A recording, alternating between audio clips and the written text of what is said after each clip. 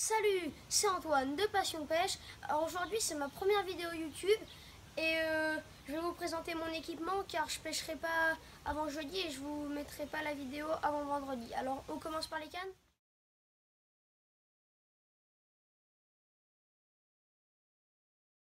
Celle-là c'est une canne Daiwa d'origine, à part le fil c'est de la tresse. Celle-là c'est une canne Buttonfish, tout est d'origine. Sauf le fil aussi, c'est un 40 centièmes et il résiste à peu près à 12 kg. Alors après ça c'est une Kanaka d'origine, tout d'origine, voilà. À part le montage. Et ça c'est une petite épuisette qui coûte pas très cher, qui coûte dans les 8-10 euros.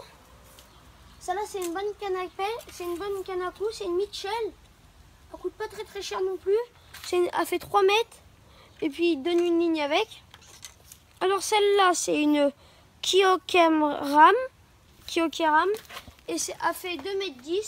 Voilà, pas non plus. Après ça, c'est une grande canne. C'est une canne de 5 mètres. C'est très bien pour pêcher la vraiment long. Et puis un peu de petits poissons, mais bon, ça c'est rare. Voilà. Alors.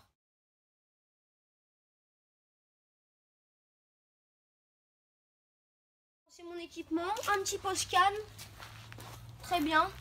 Qui coûte un peu dans les 20-30 euros.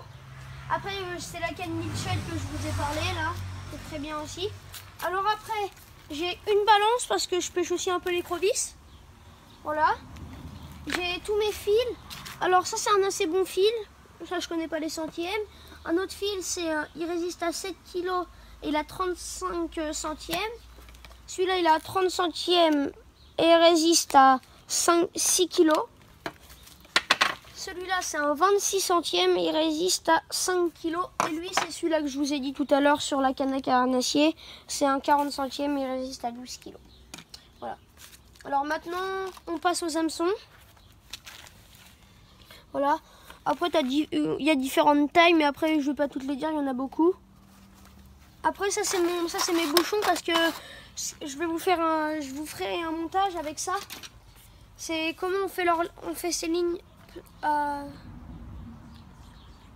On fait ces lignes tout seul. J'ai acheté plein d'hameçons parce que je vous expliquerai dans une autre vidéo. Et des bouchons aussi, j'en ai beaucoup. Parce que faut pas acheter les lignes. Voilà, je vous montrerai ça. Après, j'ai acheté ça aussi.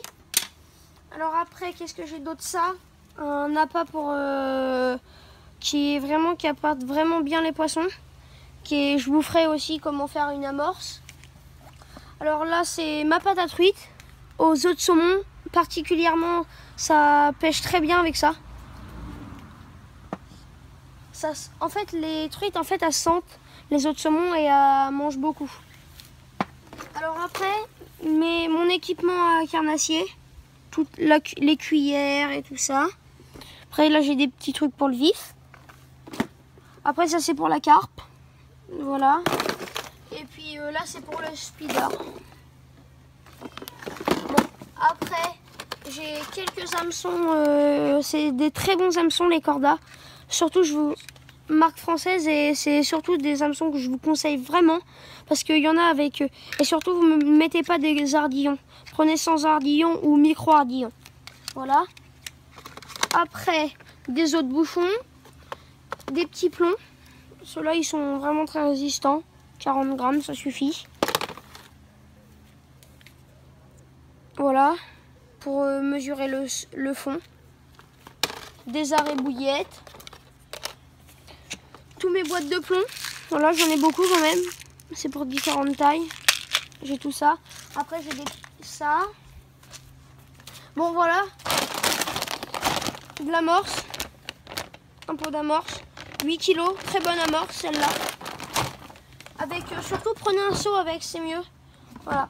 Comme ça, vous pouvez faire un peu d'amorce et ça se garde. Après, j'ai mon fauteuil avec un livre de pêche où j'ai appris à faire toutes mes lignes. Regardez, vous voyez, là, il vous montre. Il vous montre l'amorce. Il vous montre pour faire des hameçons. Puis voilà. Après, c'est une bonne, très bonne C'est une très bonne boîte. Et puis je vous la conseille vraiment parce qu'à l'intérieur il vous donne 4 boîtes comme ça. C'est très pratique. Alors après, qu'est-ce que j'ai? Bah je crois que c'est tout. Oui c'est tout. Alors je vous laisse et à plus. Abonnez-vous et mettez un like. Au revoir.